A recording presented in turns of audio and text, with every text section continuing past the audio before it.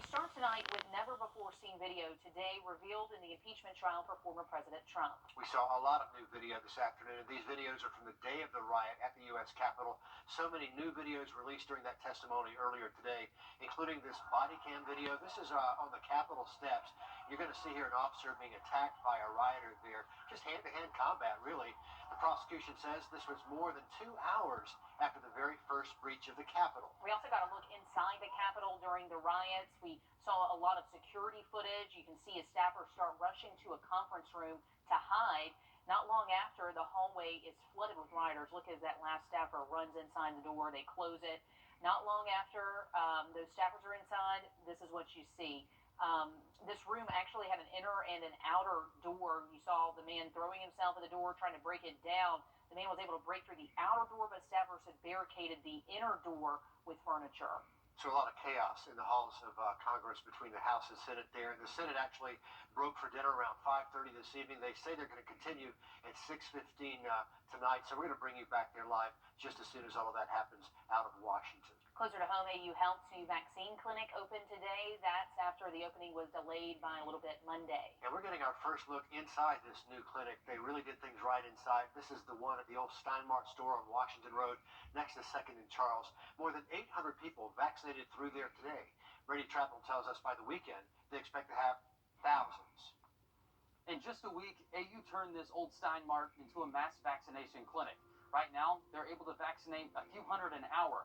But as you can see, there's plenty of space to grow. Carol Malone and her husband couldn't believe they'd found an appointment. Happily surprised.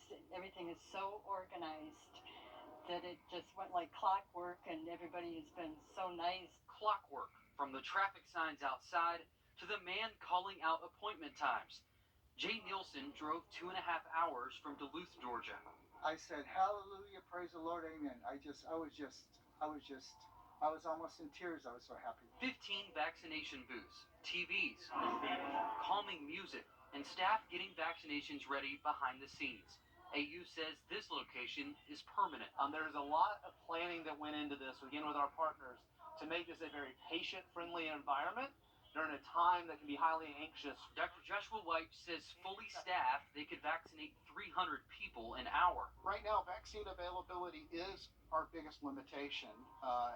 But additional vaccines are coming online. AU hopes this site will help get them more vaccine, as they still plan to run outreach clinics at places like Good Shepherd Baptist Church. But this is their hub. Potholes fixed, parking lot repainted, and all hands on deck to get back to normal. This is meant to serve the Augusta community, the state of Georgia, for an extended period of time.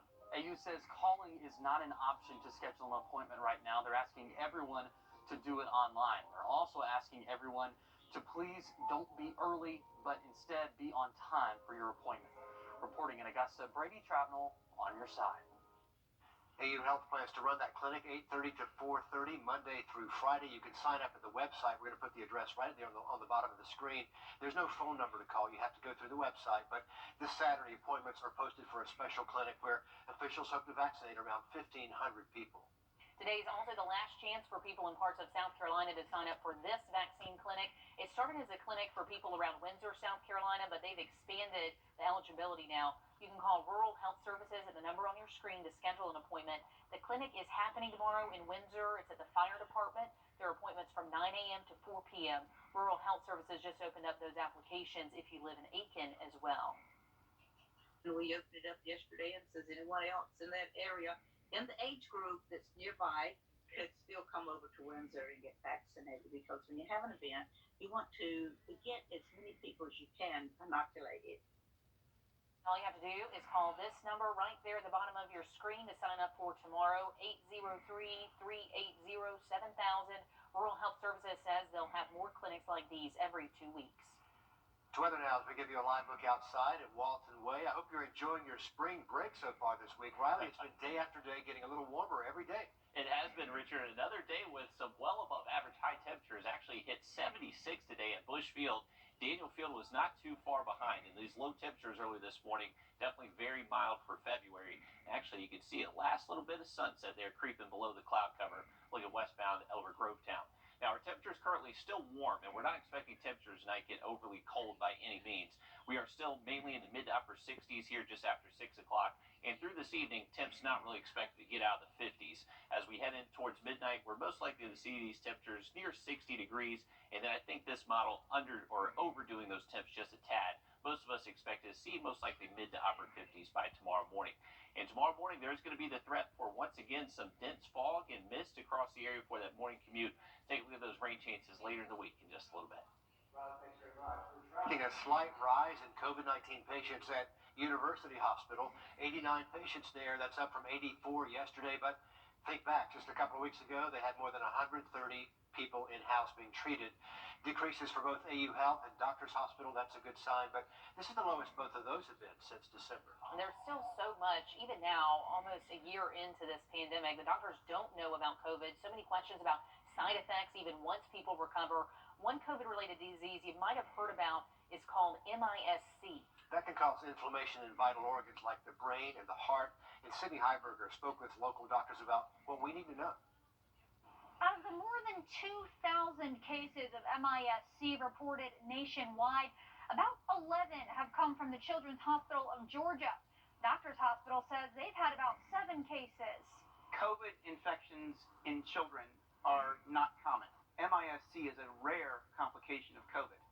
So rare times rare equals very rare. It's not at all common, but it is new. MIS-C was first described by the Italians in around April or May of last year. It's an inflammatory condition that could affect many different systems of the body. Most children diagnosed with MIS-C spend time in the ICU, but the vast majority do make a full recovery. The CDC reports about 30 MIS-C deaths nationwide. What parents should be looking for is if they know their child has had COVID in the last 2 to 4 weeks, and they get a fever and a really severe illness that seems to be a lot worse than other illnesses they've gotten with fever in the past. Treatment consists of aspirin, steroids, and antibodies that can fight off inflammation. Doctors like Jim Wild at the Children's Hospital of Georgia say it's the diagnosis that's the hard part. You diagnose strep by getting a strep test in your throat. You got strep throat. There is no one specific test that tells you got MIS-C. There's still a lot doctors don't know about this condition, but experts say parents shouldn't be scared, just cautious. The vast majority of children with fevers don't have COVID, and the vast majority of kids who have had COVID don't have MIS-C. In Augusta, Sydney Heiberger, on your side. And so once again, very rare condition, but parents who have kids who have had COVID should be aware, as Dr. Wild said, your kids could get very sick 2 to 4 weeks after contracting COVID, something you may not have thought to connect to that earlier case of COVID. So checking in on where we are with the vaccine rollout in both states. 1.2 million people vaccinated in Georgia so far. They've given out about 70% of the doses. Georgia's been sent. In South Carolina, 566,000 people with shots in the arm. That percentage of doses is slightly down from 60% yesterday after receiving more vaccine doses. Also this evening, a project bringing 450 jobs to Edgefield County. We only knew it as Project Bugle for the longest time, but today we're learning it will actually be a new operations center for Generac Power Systems. They named it pretty covertly, but with more jobs coming, county leaders are trying to make it easier to build new neighborhoods. But Nick Proto found out not everyone is thrilled about that idea. The Project Bugle announcement has some folks here in Edgefield County cautiously optimistic. They say they want the county to grow and do well, but they're skeptical of the way council is going about it. Their main concern right now, a proposed land management ordinance that would increase zoning in Edgefield County. The majority, probably 3/4 of the county is unzoned. Here's a look at the map of Edgefield County with the proposed land management ordinance. We took the whole county and put some kind of zoning designation on it. Now, we can back off of that, but like I said, we had to start somewhere. Paradise says the zoning protects the county from projects that neighbors don't want. We've had a lot of complaints since I've been here of where people don't want projects, but we don't have the zoning in place to stop them. But people like Johnston's Megan Pearson see it as a threat to their way of life. Edgefield is one of the last men standing, so to speak, for rural freedom. If this gets passed to county council, we don't stand a chance. I mean, our rural lifestyle is over. Pearson has been the lead voice on social media against the new ordinance, directing a lot of attention towards County Chairman Scott Cooper. The main purpose of the zoning process is to separate land uses, which ultimately is going to protect those that are already here. He says the ordinance is still in its early stages and is subject to change with public input. The process that we're in right now is exactly that. It's a process. He also says while the plan may cause short-term unrest, it will create long-term benefits for Edgefield County, but Pearson and others want no part of this new plan. Our plan is to hopefully convince the planning commission not to recommend this to county council. In Edgefield, Nick Proto, on your side. So Planning Commission is holding a public hearing on that ordinance tomorrow. It is a big talker, so they moved it to the Sweetwater Baptist Church because of the expected turnout. We're going to have an update from that meeting for you here tomorrow night. Another mobile market today at a time when so many families are having a hard time getting access to food. This was today at Christ Way Christian Church on Prescott Drive in Augusta. A line of cars waiting for their box of food. Hundreds of boxes loaded into people's trunks today. Church members say they were just happy to help. Food, clothing, and shelter are the necessities of life, and one of the things we really focus on here is trying to provide food for our community. We just want to make sure that we can minister to our community. There's another food drive on Saturday at the Golden Harvest Warehouse on Commerce Drive. It'll be from 10 to noon. All you'll have to do is drive up. They'll put the food right in your trunk. They just ask to clear out that trunk before you go to make it as smooth as possible. Blood donations desperately needed here at home. A lot of people came out to help with that at a blood drive today. CSRA Community Blood Drive was held today at the North Augusta Community Center. All donors got an Amazon gift card. Blood centers have been short on donations because they weren't able to hold drives like this for much of last year. So if you donate blood with the Shepherd Blood Center, you can also get free screenings for COVID-19 antibodies. So a little bit of an added bonus there. A new home in the works for the Aiken Scholars Program. It's actually the Aiken Scholars Academy, and USC Aiken is launching a project to build a new permanent home for the Phoenix. The Aiken Scholars Academy is a high school in the Aiken County school system. You do have to apply to get in, but the campus has been housed temporarily at USCA, but now the principal says they're really able to plant their roots. It enables us to continue to focus on improvement and really build a positive school culture and environment in our own space. And that announcement today came from the Ruth Patrick Science Education Center, the current home of the Aiken Scholars Academy. A local educator and local student teaming up. Together they made a book to help teach kids some important life lessons.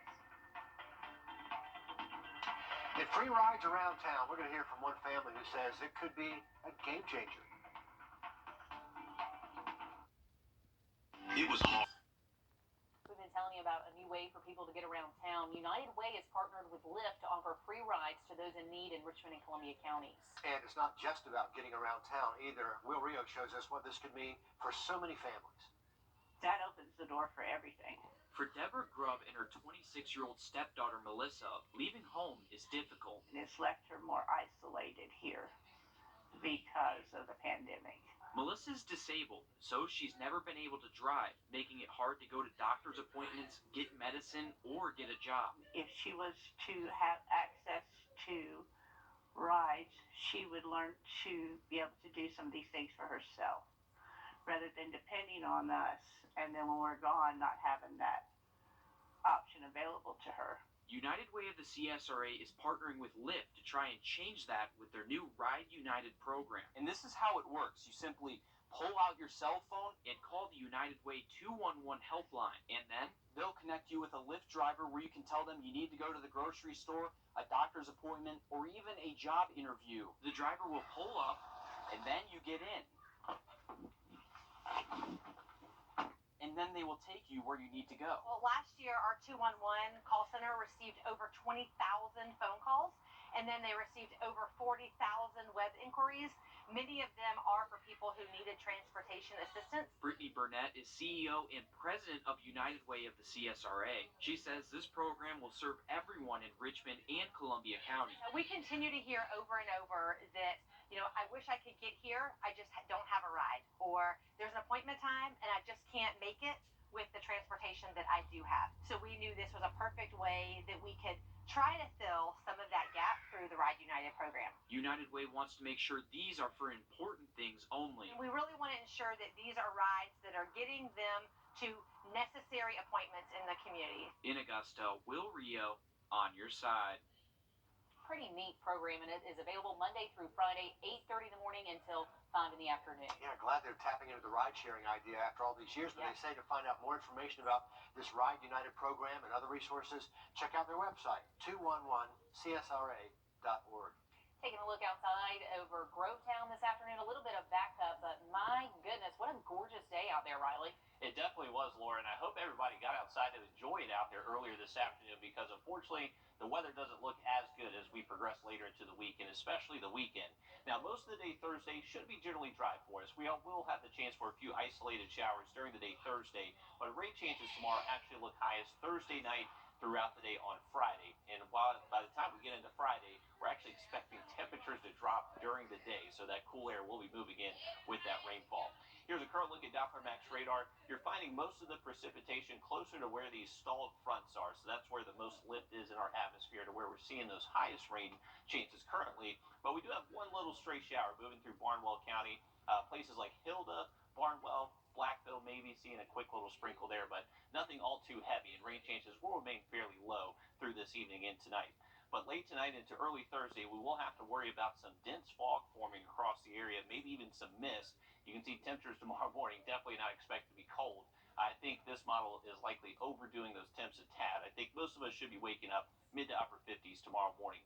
Now, rain chances during the day Thursday don't look too impressive, but as we progress later into Thursday afternoon, especially Thursday evening, those rain chances will be going up for us. So if you have any plans you want to get in outside tomorrow, try to get them in before lunchtime because that's when those rain chances look lowest.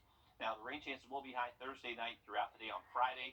And notice the temperatures on Friday will likely wake up in the 50s, but could potentially drop into the 40s as we head later into Friday afternoon. Now, rolling into the weekend, unfortunately, we're just going to kind of stay in a pretty soggy setup with those chances for rain continuing throughout the day on Saturday as well. Now, rain totals tomorrow, once again, don't look too impressive through the afternoon, but as we head into Thursday night and especially Friday, that's when those rain totals potentially could get up to an inch in a few spots across the viewing area, and that currently favors mainly areas up towards our northern counties. Now, those low temperatures tonight, once again, not overly cold by any means, most of us staying fairly warm into the mid to upper 50s. Now, patchy fog, mist, definitely going to be possible early tomorrow morning. Throughout the day on Thursday, can't rule out a few isolated showers. Those temps do look warm again, though, likely topping out near 70 by tomorrow afternoon. Now, for the weekend, that's when those temperatures really start to plummet for us. That's when we're expecting those highs to get back below average for us. Rain chances for the weekend, currently highest Saturday. As we roll into Sunday, those rain chances mainly highest in the morning times with slightly drier conditions into the afternoon. Riley, thank you. It is a brand new book that teaches kids about shapes while exploring themes of acceptance and self-esteem. A local assistant principal did the writing and teamed up with a local 13-year-old for the illustrations. Wrdw spoke with them about what it took to bring the story to life. See your work, see my work. It was teamwork that helped create the 29 colorful pages of Trapezoid. It's the first book I've ever had published. Denise Newman is the assistant principal at W.E. Parker Elementary, and she says the book goes beyond learning abstract shapes. Trap is the name of the main character. He begins life as a square. He sees himself in the mirror, and the top part of him's smaller than the bottom. She also uses the character Trap to teach lessons of acceptance and being happy with things that make us different. There are trapezoids in life, too, and they're everywhere, so it's just a matter of looking for them. She says she wanted to create something conceptual that students would remember. That's why she teamed up with 13-year-old Abigail Turner, the illustrator who brought the book to life. I would have never in my life imagined that I would do something that would belong in a book. Doodling is something Abigail has been doing since she picked up her first crayon, but she says this project was different.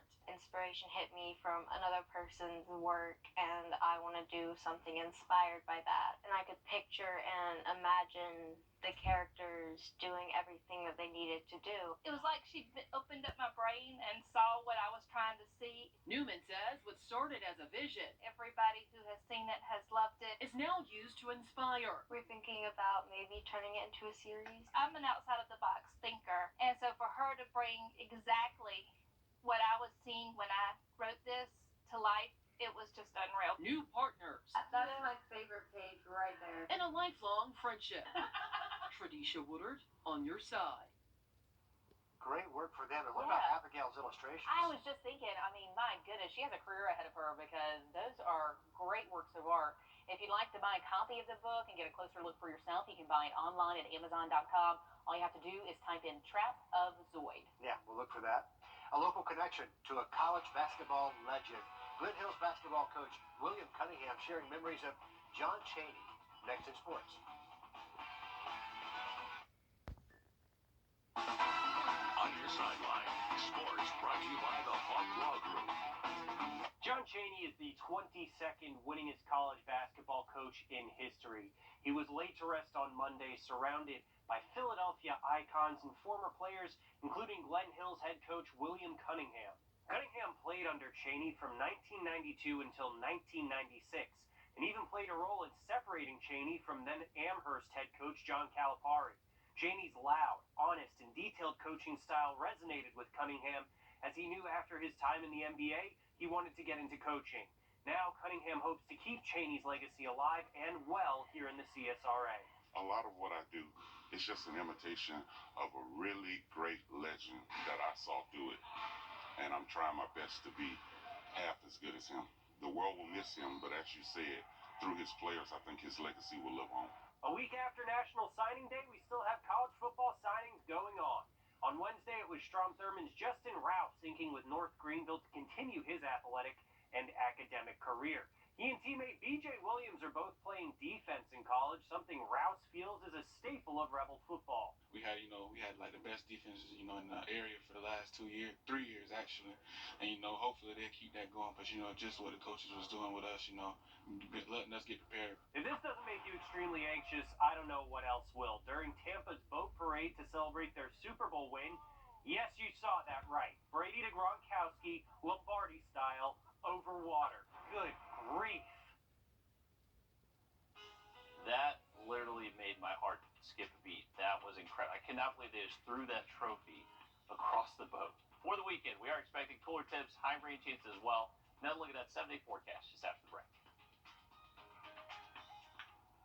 Big accident. Up in the Capitol chambers of the Senate right now as the impeachment trial for former President Trump is underway. Senate is still in a break right now. Right, but earlier today, prosecution revealing more than a dozen videos from the Capitol riots. Some of them new, we showed you earlier.